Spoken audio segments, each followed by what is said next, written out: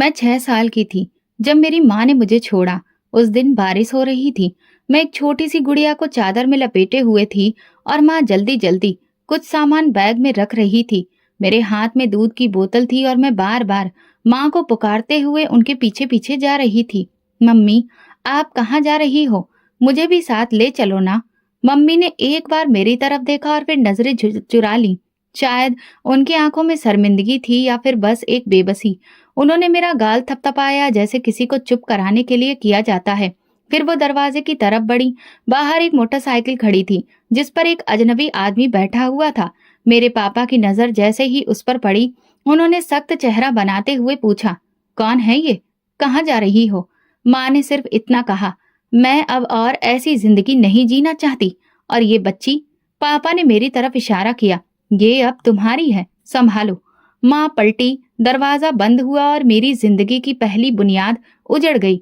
उस दिन मैंने जाना कि जुदाई की कोई आवाज नहीं होती, बस एक दरवाजा बंद होता है और सब कुछ खामोश हो जाता है और बदल जाता है। अगले दिन हमारे घर पर मोहल्ले की औरतें आईं। चुपके चुपके बातें हो रही थीं।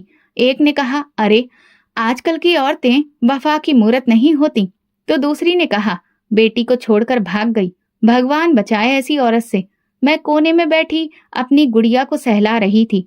मुझे उस वक्त भागने शब्द का मतलब तक समझ में नहीं आता था, लेकिन लोगों की नजरों में कुछ ऐसा था जो चुभता था, बेरहम और कठोर।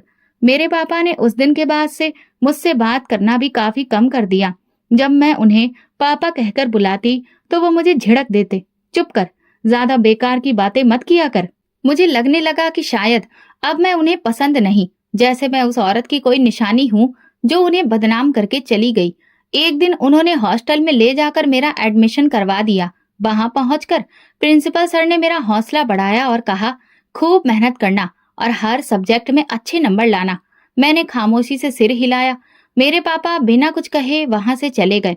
अब हॉस्टल ही मेरा घर बन गया था।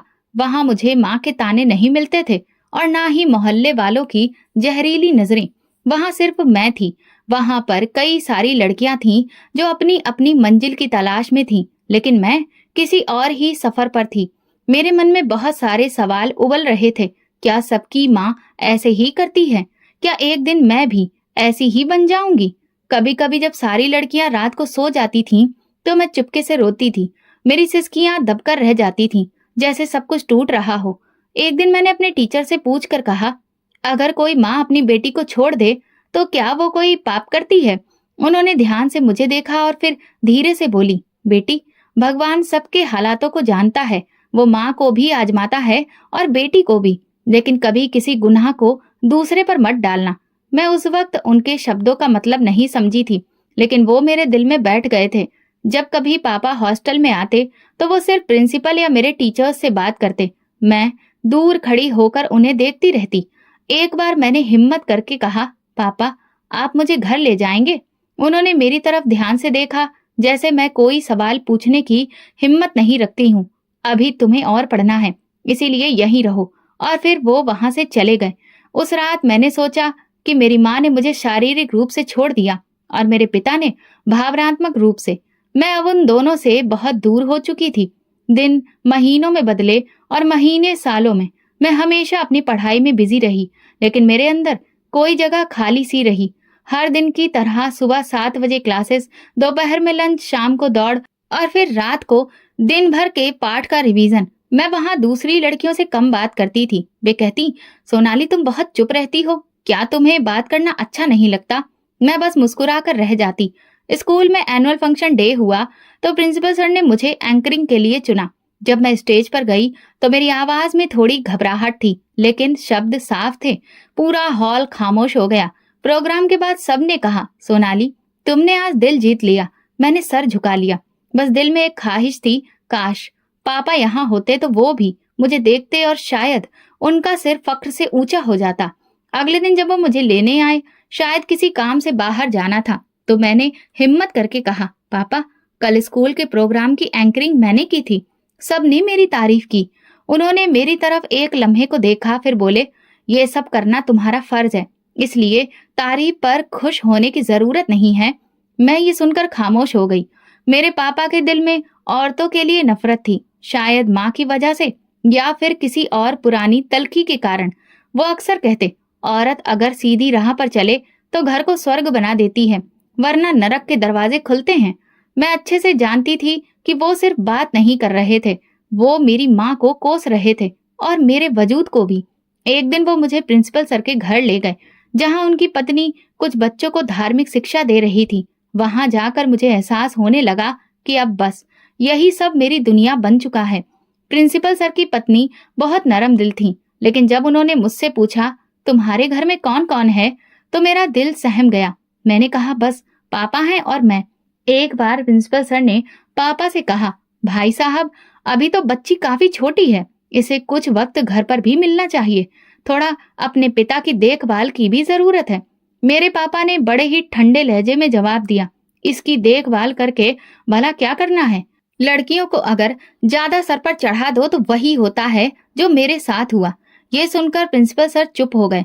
एक बार मैं बहुत बुरी तरह से बीमार हो गई। बुखार की वजह से पूरा शरीर टूट रहा था, आंखें सूज गई थीं। प्रिंसिपल सर ने पापा को बुलाया। वो आए, मुझे देखा और कहने लगे, इतनी सारी फैसिलिटीज दी गई हैं, फिर भी आखिर रही ये कमजोर की कमजोर ही। चलो अब तुम आराम करो।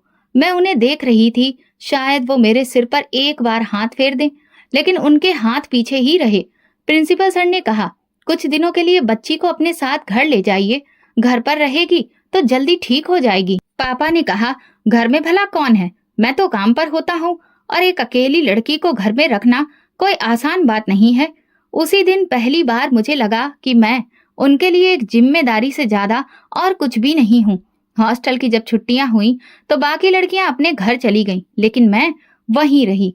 खाली कमरा, सन्नाटा और मेरी आवाज जो बार बार भगवान से प्रार्थना कर रही थी। शायद भगवान से उन्हें मांग रही थी, क्योंकि वो दिलों की बातों को जानता है। एक दिन मुझे याद है, एक बच्ची के माँ बाप उसे लेने आए, उसे गले लगाया और चॉकलेट देकर कहा, मेरी राजकुमारी, घर चलें।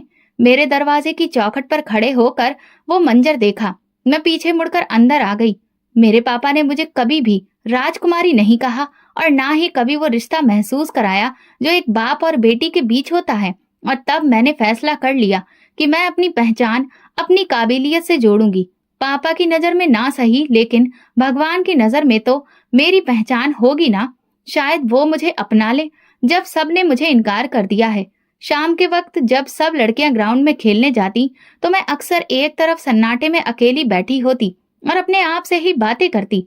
मेरे लिए हॉस्टल वो जगह थी जहां ना तो कोई ताना देता था, ना कोई सवाल करता, और ना कोई रिश्ता मुझ पर बोझ बनता था।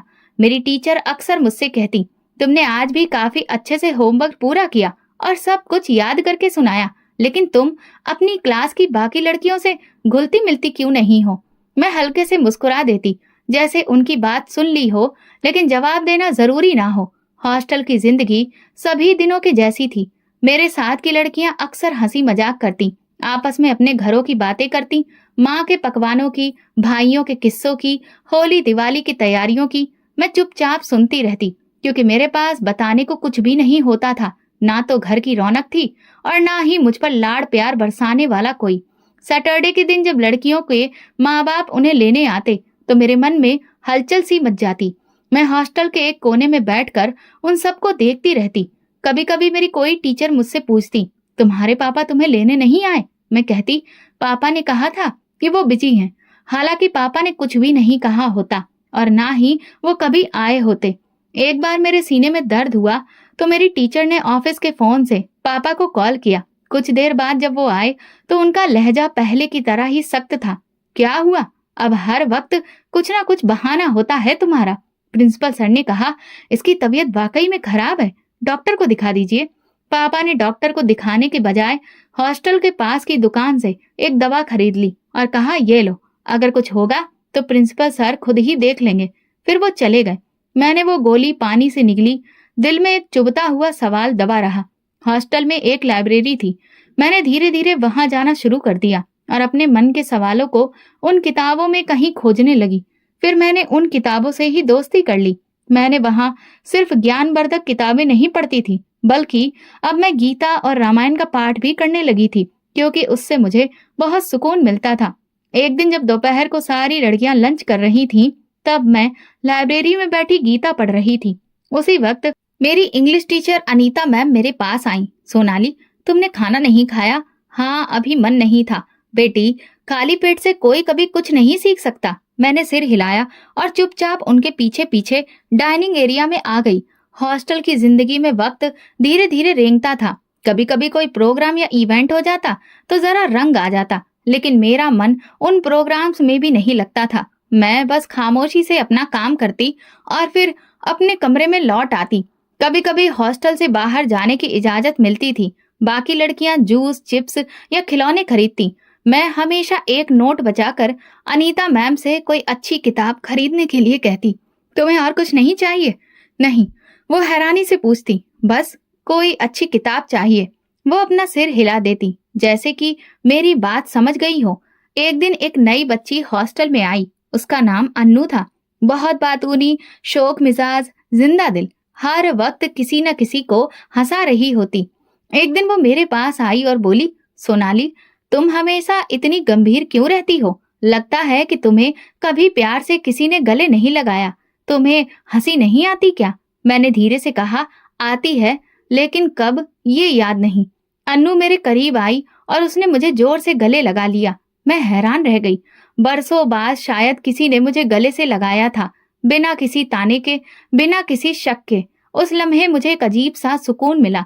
फिर धीरे धीरे साल दर साल बीतते चले गए। हॉस्टल की पढ़ाई जब पूरी हुई तो हमारे लिए फेयरवेल पार्टी रखी गई। मेरे प्रिंसिपल सर ने मुझे अपने हाथ से मेडल पहनाया, जिस पर मेरी रैंक फर्स्ट लिखी हुई थी। मेरे दिल में एक अजीब सा सुकून था।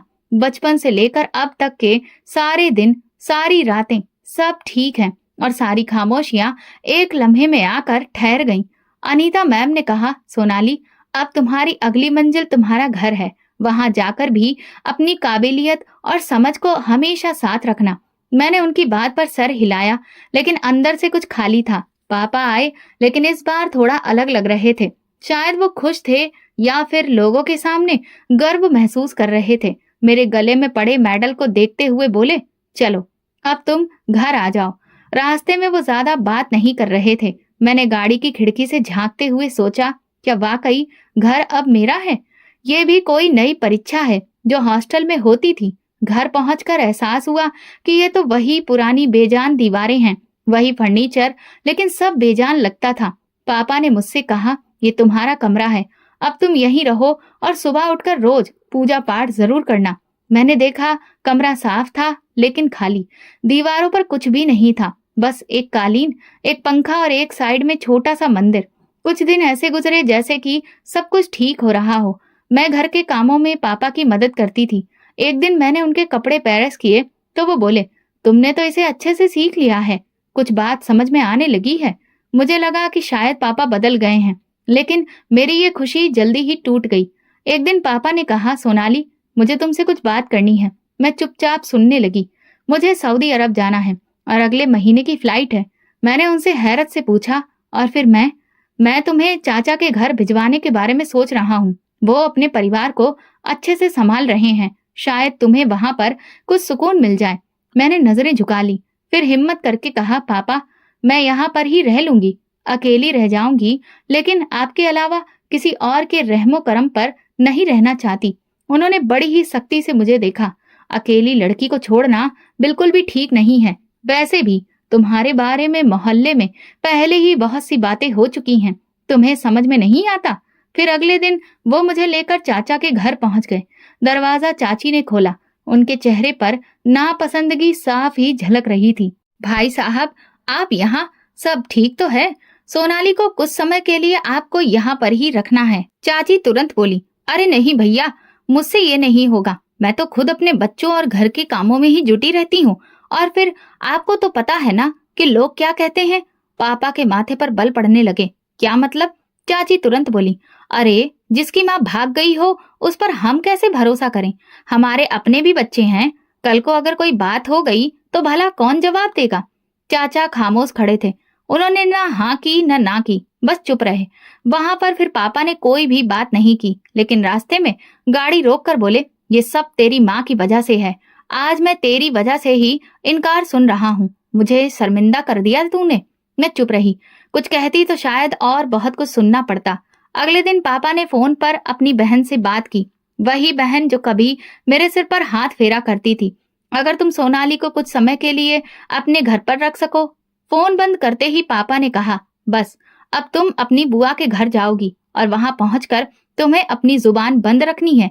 वहां कोई भी तुम्हारी खुशामद नहीं करेगा। मैंने कपड़े समेटे और अगले ही सुबह हम बुआ के घर पहुंच गए। बुआ ने दरवाजा खोला। उनके चेहरे पर हल्की सी मुस्कुराहट थी, लेकिन आंखों में सवाल। बस कुछ दिन की ही बात है, पापा ने कहा। बुआ बोली, हाँ ठीक है, देखते हैं, लेकिन सोनाली को समझा दो, यहाँ कोई लाड़ प्यार नहीं है। काम करेगी, जुबान बंद रखेगी और अपने कमरे में रहेगी। पापा ने मुझे देखते हुए कहा, याद है जो कहा गया है? मैंने सिर हिला दिया। घर के अंदर दाखिल होते ही एक ठंडी हवा मेरे चेहरे से टकराई, जैसे किसी नए इम्तिहान के लिए मैं यहाँ आई हूँ। जो कमरा दिया गया वो बहुत साधारण सा था। एक सिंगल बेड, एक पुराना पर्दा और एक दराज थी। पापा अगले दिन चले गए। जाते हुए ना तो उन्होंने मेरे सिर पर हाथ रखा, ना कोई बात की। बुआ के घर में सुबह तड़के ही मेरी आंख खुल गई। नहा धोकर मैं भगवान के सामने बैठ गई और प्रार्थना करने लगी, हे भगवान, मैं जहां भी रहूं बस मुझे कभी अकेला मत छोड़ना। लेकिन मैं जानती थी कि इस दुआ का असर सिर्फ मेरी खामोशी में ही था, क्योंकि मेरी परीक्षा की शुरुआत हो चुकी थी। बुआ के घर का माहौल नियम कायदों से बंधा था, मगर साथ ही उसमें एक अजीब सा बोझ भी था। मुझे कमरा तो दे दिया गया था, लेकिन कोई अधिकार कभी नहीं दिया गया। सुबह सब लोग देर तक सोते रहते, लेकिन मैं तड़के ही उठ जाती, नहा धोकर पूजा करती और फिर सबके लिए नाश्ता बनाने लगती। बुआ का अंदाज बिल्कुल वैसा ही था जैसा उन्होंने पहले दिन ही साफ कर दिया था कि यहाँ पर कोई लाड़ प्यार नहीं है और ना ही कोई मेहमान। मैं एक फर्ज हूँ जिसे बस निभाना है। बुआ का एक बेटा अतुल दिन भर घर में ही रहता था। ना किसी ऑफिस का कामकाज, ना ही कोई पढ़ाई लिखाई, बस मोबाइल पर ऊंची आवाज में गाने सुनना और लोगों को अजीब नजरों से घूरना। शुरू में तो वो मुझसे दूर रहता था, मगर कुछ समय बाद उसकी नजरें मेरे आसपास घूमने लगी। मैं जहां भी जाती लगता जैसे वो मुझे घूर रहा हो। किचन में काम करते हुए मैं अक्सर पीछे मुड़कर देखती, वो दरवाजे के उस पार खड़ा होता, जैसे खुद को छुपा रहा हो, लेकिन मुझे डराने के लिए काफी था। एक दिन मैंने हिम्मत करके कहा, बुआ जी, अगर अतुल को मुझे कुछ कहना है तो वो सामने आकर कह दे, इस तरह से नहीं, ये सब अच्छा नहीं लगता है। क्या कहा? बुआ बोली, वो मेरा बेटा है, तुम उसके बारे में कुछ कहने वाली होती कौन हो? तुम अपने काम से काम रखो। मैंने अपनी जुबान को सिल लिया। कमरे से बाहर निकलकर मैं नजर झुकाकर ही चलने लगी। मैं किचन में खड़े होकर बुआ के साथ सब्जी काटती, बर्तन धोती, झाड़ू लगाती, लेकिन दिल में एक अजीब सा डर बैठ चुका था। अतुल दिन ब दिन निडर होता जा रहा था। जब मैं कपड़े फैलाने जाती तो वो अपने कमरे की खिड़की से मुझे देखता। मेरा दुपट्टा बार बार सरकता। मैं उसे ठीक करती, लेकिन वो अपनी हरकतों से बाज नहीं आता। एक दिन मैंने देखा कि वो सीढ़ियों के नीचे खड़ा है, बिल्कुल मेरे दरवाजे के करीब। मैं पीछे हटी और पूछा, यहाँ क्यों खड़े हो? वो जोर से हंसा। इत्तेफाक से गुजर रहा था। हाँ, तुम्हें इस सब की आदत है शायद। वो हंसता हुआ वहां से चला गया। मैंने दरवाजा बंद किया और कुंडी लगा दी। मेरे दिल में बेचैनी थी, लेकिन किसी से कुछ भी कहना मुमकिन नहीं था। एक दिन की बात है, जब मैं आंगन में झाड़ू लगा रही थी। बुआ किचन में थी और अतुल आंगन की सीढ़ियों से टेक लगाकर मुझे घूर रहा था। हर वक्त बस पूजा पाठ ही करती रहती हो, इसके अलावा और भी कुछ कर लिया करो। उसकी बातों का मतलब मेरी समझ से परे था। मैं चुप रही। मेरे कदम तेज हो गए, हाथ में पकड़ी हुई झाड़ू भी तेज तेज चलने लगी और धड़कन भी। जैसे ही बुआ किचन से निकली, अतुल ने अपनी नजरें तुरंत दूसरी तरफ घुमा ली। सोनाली, झाड़ू सीधी लगाओ, ये कौन सा तरीका है? जी बुआ जी। रात को मैंने दरवाजा अंदर से बंद कर लिया और पहली बार रात के उस समय मुझे एक अजीब सा डर लग रहा था। इसीलिए मैं बार बार भगवान का नाम ले रही थी। मैं कोई जालिम नहीं थी, लेकिन मुझ पर जुल्म बढ़ता जा रहा था। मैं एक बार फिर बुआ के पास गई। अगर अतुल गानों की आवाज थोड़ी धीमी कर दे तो पूजा पाठ करना थोड़ा आसान हो जाएगा। बुआ ने तुरंत ही हाथ झटक कर कहा, वो इस घर का बेटा है, जो दिल चाहेगा वो करेगा, तुम ही अपना तरीका बदलो। अब तो कमरे के बाहर कदमों की आहट भी रोजाना की बात बन चुकी थी। कभी रात के वक्त कोई दबे पांव मेरे दरवाजे के बाहर रुकता, सांसों की आवाज सुनाई देती, फिर वो धीरे से चला जाता। अतुल अपनी मौजूदगी दर्ज कराने लगा था। वो जब भी मुझे बर्तन धोते देखता तो कुछ न कुछ कहकर गुजर जाता। कितना काम करोगी सोनाली, कभी तो आराम कर लिया करो, हम भी हैं तुम्हारी मदद को। मैं जवाब नहीं देती, मेरी खामोशी ही मेरी ढाल थी। एक दोपहर की बात है, मैं आंगन में झाड़ू लगा रही थी। अतुल टीवी वाले कमरे से निकल कर आया और एकदम मेरे करीब आकर बोला, तुम्हें एक बात कहूं सोनाली, तुम जितनी खामोश हो उतनी ही खतरनाक लगती हो मुझे। तुम्हारी खामोशी बहुत कुछ कहती है। मैंने झाड़ू रख दी और तुरंत अंदर जाने लगी। उसने मेरा रास्ता रोक लिया। ऐसे तुम्हें जाने की इजाजत नहीं है, कुछ तो बोलो। उसी पल बुआ अंदर से निकली। वो रुकी नहीं, बस दूर से बोली, सोनाली पानी का जग कमरे में रख देना और साथ में गिलास रखना मत भूलना। मैंने झट से रास्ता बदला और किचन की तरफ चली गई। मेरे अंदर कुछ टूट रहा था लेकिन जुबान बंद थी।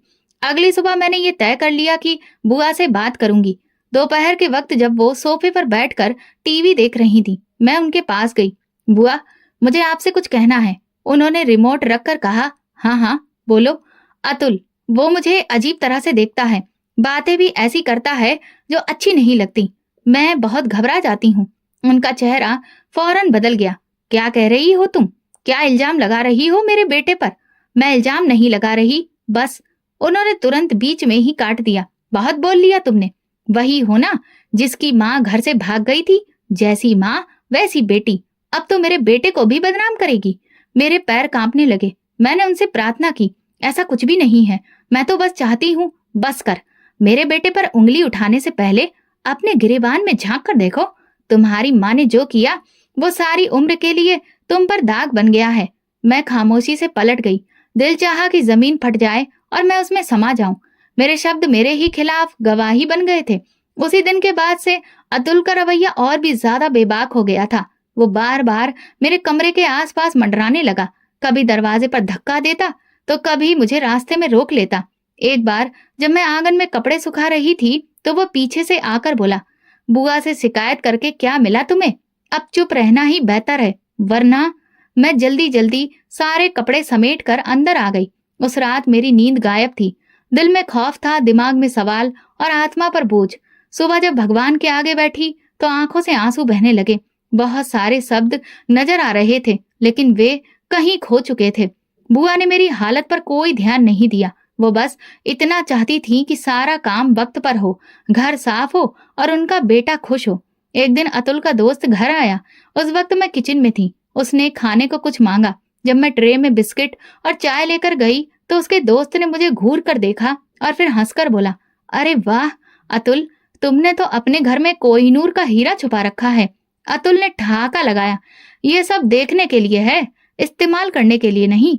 मुझे ऐसा लगा जैसे मेरे कानों में जहर घुल गया हो। मैं तुरंत ट्रे रखकर वापस चली आई। रात को लेटे लेटे मैंने खुद से कहा, आखिर ये सब कब तक? चाहती थी किसी को बताऊं, लेकिन किसे? क्या पापा से कहूं? लेकिन वो तो बिना मेरी पूरी बात सुने ही अपना फैसला सुना देंगे और फिर वही पुराना ताना मेरे दिमाग में गूंजने लगेगा, जैसे तुम्हारी माँ थी वैसे ही तुम भी हो। ये ताना मेरी जुबान को बंद कर देता था। हर बार यही ख्याल आता कि कोई भी मेरी बात पर भरोसा नहीं करेगा। उस खामोशी ने मुझे अंदर से खोखला कर दिया था। ना तो फरियाद निकलती थी, ना सुकून मिलता था। सिर्फ एक बोझ था जो दिन ब दिन बढ़ता जा रहा था। उसी दिन सुबह से ही बुआ बाजार जाने की तैयारी में थी। दोपहर के करीब उन्होंने मुझे आवाज दी, सोनाली मैं बाहर जा रही हूँ। खाना खाने के बाद सारे बर्तन धो देना और किचन को साफ कर देना। अतुल के लिए चाय बना देना, वो ऑफिस से लौट कर आएगा। मैंने सिर्फ जी कहा और सर झुका लिया। दरवाजा बंद हुआ और घर में खामोशी छा गई जिसका वजन बहुत भारी था। अतुल के कदमों की आवाज कुछ देर बाद ही सुनाई दी। वो सीधा लॉबी में आया और फिर सीधा कमरे की तरफ गया। मैं किचन में गई। सोनाली चाय कहाँ है? बस बना रही हूँ, अभी लाती हूँ। ट्रे में चाय लेकर गई और लॉबी में रख दी। वो काफी देर तक मुझे घूरता रहा, फिर बोला, आज तो घर काफी खाली है, तुम्हें अकेले में डर नहीं लगता? मैंने उसे कोई जवाब नहीं दिया और तुरंत अपने कमरे में वापस आ गई। कुछ पल ही गुजरे थे कि मेरे दरवाजे पर हल्की सी दस्तक हुई। मैंने जवाब नहीं दिया। फिर दस्तक तेज हो गई। मैंने दरवाजा बंद ही रखा। दिल की धड़कन बढ़ गई थी। फिर दरवाजा जबरदस्ती धकेल कर खोला गया। वो अंदर आ चुका था। ये क्या बदतमीजी है अतुल, तुरंत बाहर जाओ। खामोश हो जाओ। कोई भी नहीं है इस वक्त घर में, और तुम भी यही चाहती हो। नहीं तो बार बार मेरे करीब क्यों आती हो? मैंने तुमसे कभी कोई ऐसी बात नहीं की। भगवान से डरो।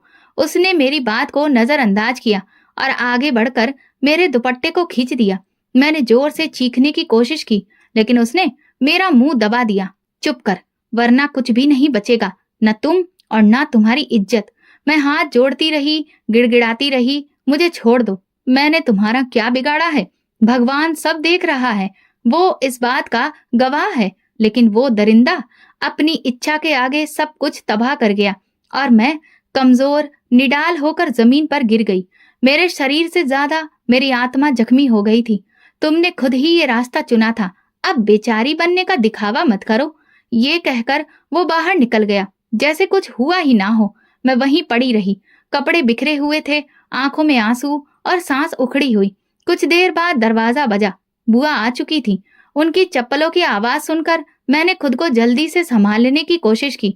दरवाजा खुला, वो अंदर दाखिल हुई। ये क्या हाल बना रखा है तुमने? मैं कुछ नहीं बोली, बस रोने लगी। क्या हुआ? क्यों रो रही हो? अतुल, वो अंदर आ गया था।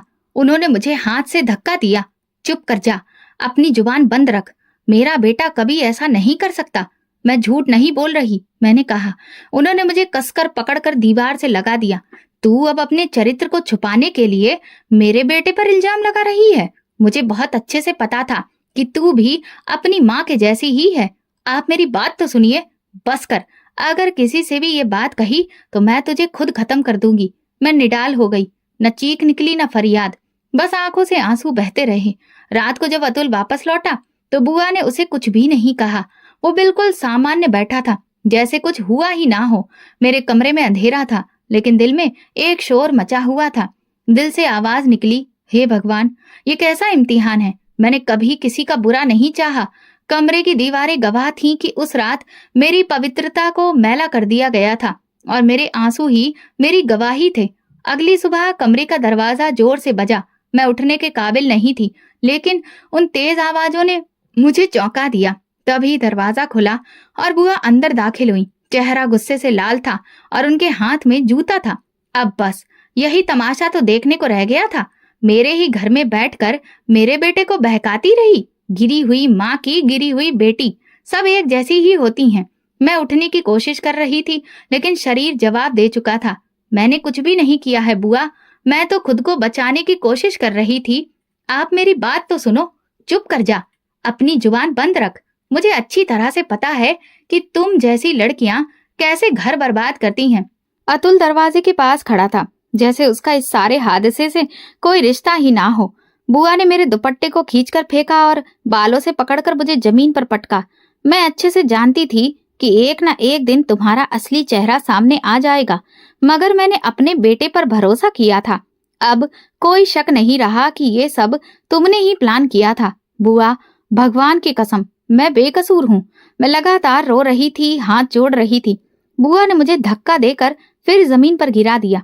फिर अतुल को इशारा किया, उठाओ इसको और साथ ले चलो, आज इसका नामो निशान मिटा दो। लेकिन मम्मी, अतुल ने हिचकिचाते हुए कहा, चुप कर।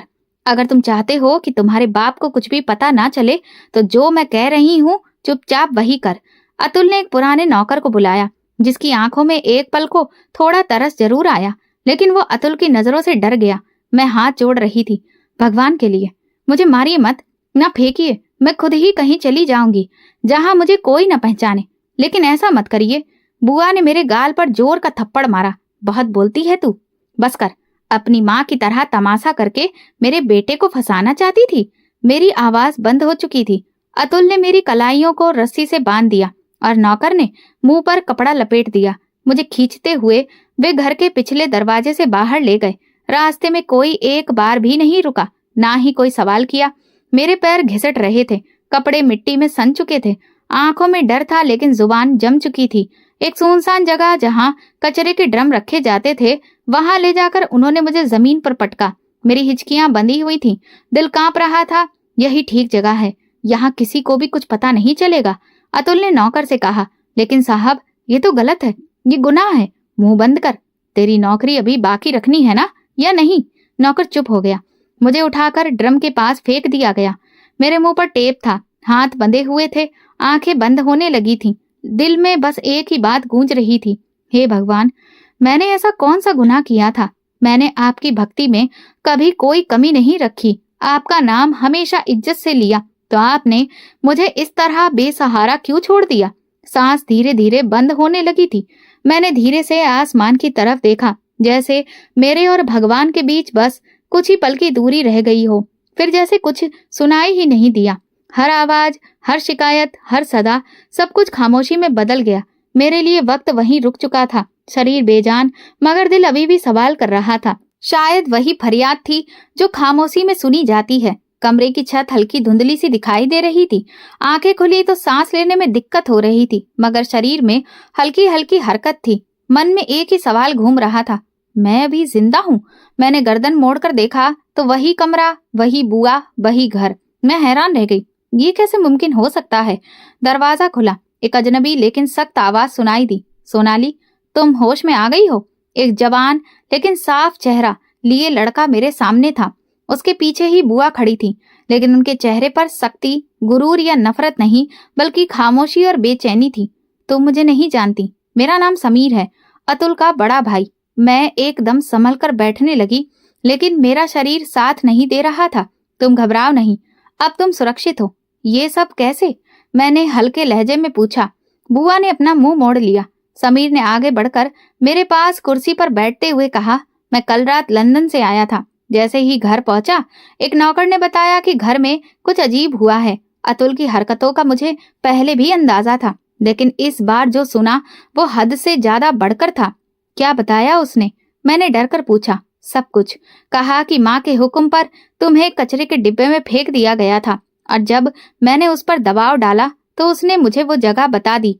मैंने बेसाख्ता पूछा, तो आप मुझे वहां से बचा कर लाए? हाँ, तुम बेहोश थी, सांस बहुत हल्की हो चुकी थी। मैंने तुम्हें तुरंत अस्पताल पहुंचाया, लेकिन पुलिस को जानकारी देने से पहले सोचा कि तुम्हारा बयान जरूरी है, तुम्हें समझने की मोहलत दी जाए। बुआ ने पहली बार अपनी जुबान खोली। समीर, मैंने तुम्हें पहले ही बताया था कि ये लड़की घर का सुकून बर्बाद कर रही थी, अतुल को फंसा रही थी। समीर की नजरें एक लम्हे के लिए सख्त हो गईं। बस करिए माँ, सच सुनने की हिम्मत रखिए। ये लड़की नेक है। आपके बेटे ने इसकी इज्जत पर दाग लगाया और आपने इसे ही दोषी ठहराने की कोशिश की। अब और झूठ मत बोलिए। बुआ चुप हो गई।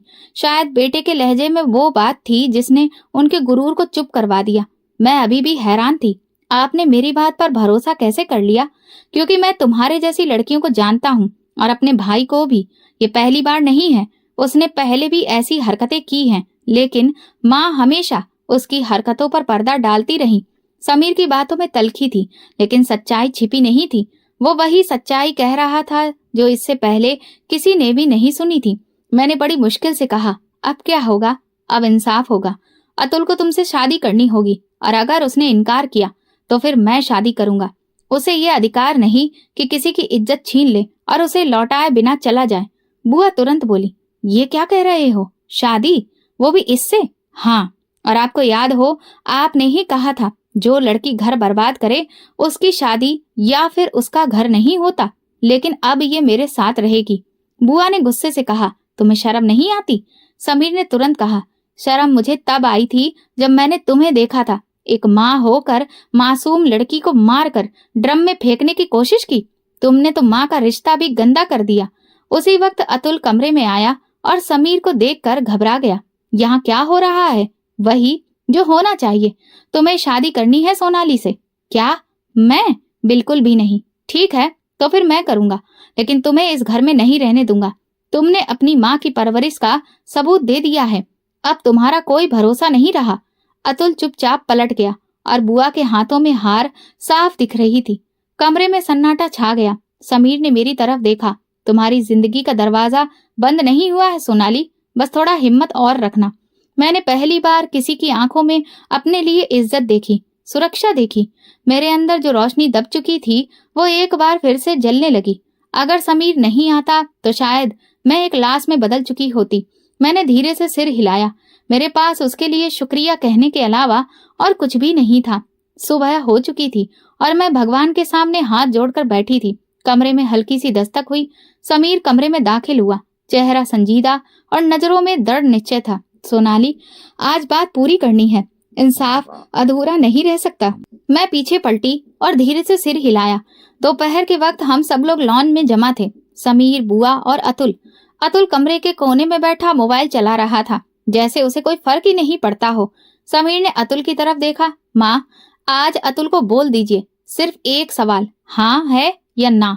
बुआ चुप हो गई। उनके चेहरे पर साफ बेचैनी दिख रही थी। समीर ने अतुल की तरफ देखकर कहा, सोनाली से शादी करोगे या नहीं? अतुल ने इस बात को मजाक में उड़ा दिया। शादी? और वो भी इससे? मैं क्यों इससे शादी करूं? मेरे पास और भी बहुत काम है, मुझे इसका बोझ नहीं उठाना है। बुआ ने उसकी बाजू दबाई। चुप कर जा, अपनी जुबान संभाल कर रख। अतुल ने अपनी माँ की बात को नजरअंदाज करते हुए कहा, जिसे इतनी ही तकलीफ हो रही है तो खुद ही कर लेना शादी। समीर ने सख्त लहजे में आगे बढ़कर कहा, ठीक है तो मैं करूंगा शादी, आज और अभी। इसलिए नहीं कि मैं किसी पर एहसान कर रहा हूँ, बल्कि इसलिए कि जो किसी का हक छीने उसे लौटाना फर्ज होता है। बुआ हक्का बक्का रह गई। ये तुम क्या कह रहे हो? तुम होश में तो हो? आपने हमेशा इसकी गलतियों को छुपाया है माँ, जिसका अंजाम यही निकलना था। मैं इस घर में जहर बिल्कुल भी नहीं फैलने दूंगा। अतुल खड़े होकर बोला, तुम मुझे ही बदनाम कर रहे हो? मैं तुम्हारा भाई हूँ? नहीं, तुम मेरा सिर्फ खून का रिश्ता हो, चरित्र का नहीं। सोनाली की जिंदगी बर्बाद की है तुमने। आज से तुम मेरे लिए अजनबी हो। समीर ने मेरी तरफ देखा। सोनाली, अगर तुम्हें कोई ऐतराज हो तो अभी बताओ, लेकिन अगर तुम चाहो तो मैं भी शादी करने के लिए तैयार हूँ। मैं कुछ लम्हों तक सुकून से खड़ी रही, फिर खामोशी से कहा, अगर आपको ये लगता है कि ये मेरा हक है तो मैं तैयार हूँ। समीर ने दरवाजे के पास खड़े नौकर से कहा, तुरंत मंदिर वाले पंडित जी को फोन करो और मोहल्ले के कुछ लोगों को भी बताओ, शादी आज ही होगी। बुआ ने अपनी तरफ से एक बार फिर ये सब रोकने की कोशिश की। लोग क्या कहेंगे? खानदान वाले बातें करेंगे। जब आपने सोनाली को कचरे के ड्रम में फेंका था तब लोगों का ख्याल कहाँ था? अब इंसाफ के वक्त खामोश रहिए। थोड़ी देर में हम सब लोग घर में इकट्ठा हो चुके थे। पंडित जी भी आ चुके थे। शादी की तैयारी शुरू हो चुकी थी। बुआ कमरे के एक कोने में बैठी थी और अतुल गुस्से से घर से बाहर निकल गया। मैंने बस एक लाल रंग का दुपट्टा डाला और उसके बाद जो रीति रिवाज हुए वो सब चुपचाप करती रही। शादी के बाद समीर ने सबको धन्यवाद कहा। पंडित जी ने समीर से कहा, बेटा, शादी एक ऐसा बंधन है जिसे पूरी सच्चाई और ईमानदारी से निभाना। समीर ने तुरंत कहा, पंडित जी, मैं अपनी पत्नी को सिर्फ इज्जत नहीं दूंगा बल्कि उसके हर जख्म का मरहम भी बनूंगा। सफेद जुबान खामोश थी। समीर उनके पास गया और एक पल ठहर कर बोला, माँ, मैं जा रहा हूँ और आप जब तक अतुल की करतूत पर पर्दा डालती रहेंगी मैं इस घर में तब तक नहीं आऊंगा। बुआ ने अपनी नजरें झुका ली और जुबान बंद रखी। समीर पलट गया। मेरी नजरें उस दरवाजे पर गई जहां मैंने कई बार जा जाकर मिन्नतें की थी और हर बार ठोकर खाई थी। बाहर एक सादा सी गाड़ी थी। छत पर धूप बरस रही थी। समीर ने बैग खुद उठाया और पीछे बैठने के बजाय मुझे अगली सीट पर बिठाया। उसने ड्राइव करना शुरू किया और धीरे से कहा, सोनाली, ये सफर जिंदगी का नया आगाज है, इसे अपने अतीत से अलग हटकर शुरू करना। मैंने धीरे से कहा, मैं कुछ भी शुरू नहीं करना चाहती, बस हर लम्हे को जीना चाहती हूँ, खामोशी से, सादगी से। हम जिस घर में पहुंचे वो पुरानी बनावट का बना था। छोटा सा लॉन, किचन के साथ बनी खिड़की और 2 कमरे। बाहर एक आम का पेड़ खड़ा हुआ था, जैसे बरसों से किसी के आने का इंतजार कर रहा हो। समीर ने दरवाजा खोला। ये हमारा नया घर है, मैं यहाँ कभी किसी को लेकर नहीं आया। मैं अंदर दाखिल हुई तो दिल में सुकून की एक लहर उठ गई। घर छोटा था मगर साफ सुथरा और पूरा। समीर ने मुझे कमरा दिखाकर कहा, ये तुम्हारा कमरा है, अगर चाहो तो इसे अपने अंदाज में सजा सकती हो। मैंने धीरे से कहा, ये पहला कमरा है जो किसी ने अपनी मर्जी से मुझे दिया है। तुम्हारा बहुत बहुत शुक्रिया। शाम हुई तो समीर चाय बनाने किचन में चला गया। मैं पूजा करने बैठी और भगवान का दिल से धन्यवाद दिया।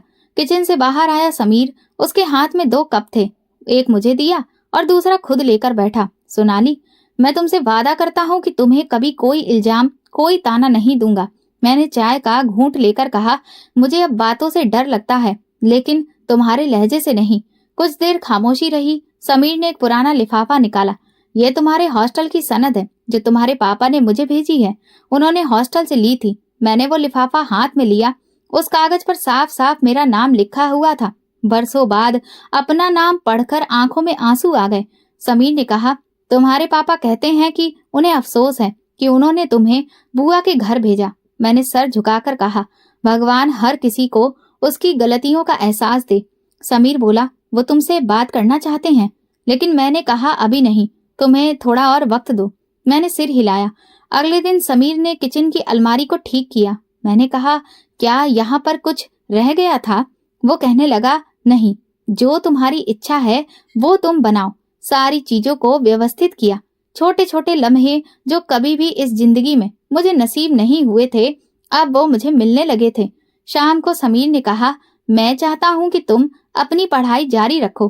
तुम चाहो तो ऑनलाइन क्लासेस भी ले सकती हो या फिर किसी स्कूल में भी पढ़ा सकती हो। मैंने पूछा, क्या तुम्हें लगता है कि मैं दोबारा से सब कुछ शुरू कर सकती हूँ? नहीं।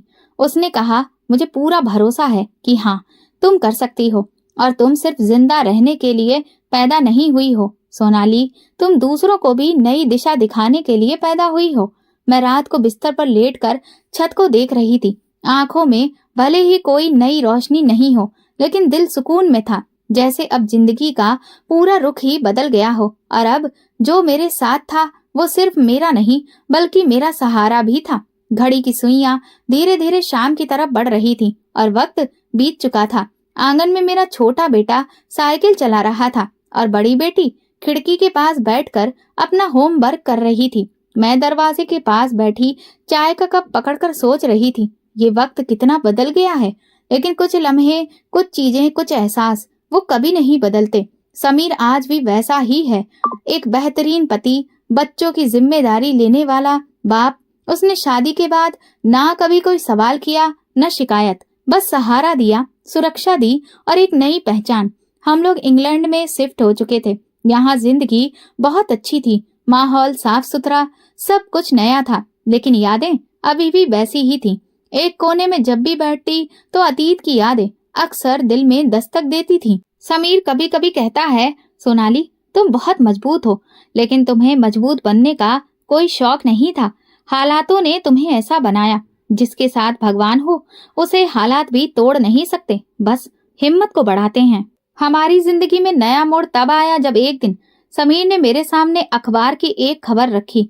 अतुल को लंदन में एक लड़की की जिंदगी बर्बाद करने के इल्जाम में गिरफ्तार कर लिया गया है। उसे 5 साल की सजा सुनाई गई है। मैंने खबर को पढ़ा, खामोशी से देखा और उस अखबार को वापस रख दिया। समीर ने धीरे से कहा, मुझे अफसोस है कि वो सुधर ना सका। मैंने कहा, जिस दिल में पश्चाताप ना हो वहां नसीहत की कोई जगह ही नहीं होती। कुछ महीनों बाद खबर मिली कि बुआ को पैरालाइसिस हो गया है। अब वो बस बिस्तर पर ही पड़ी रहती थी। समीर ने अपनी जिम्मेदारी निभाते हुए उनकी देखभाल के लिए एक नर्स रख दी।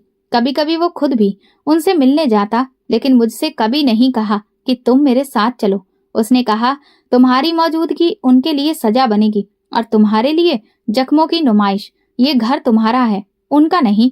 मैंने खामोशी से इस फैसले को मान लिया। समीर के घर में खुशियां थीं, बच्चों की हंसी थी, छोटे छोटे सपने थे। मैंने बच्चों को पढ़ाई के साथ साथ अच्छी शिक्षा देना भी शुरू किया। वहां मैं एक स्कूल में छोटे बच्चों को पढ़ाने लगी। कभी कभी किसी बच्चे की आंखों में मुझे अपना बचपन दिखाई देता था। मैं उनकी खामोशी को पहचानने लगी थी।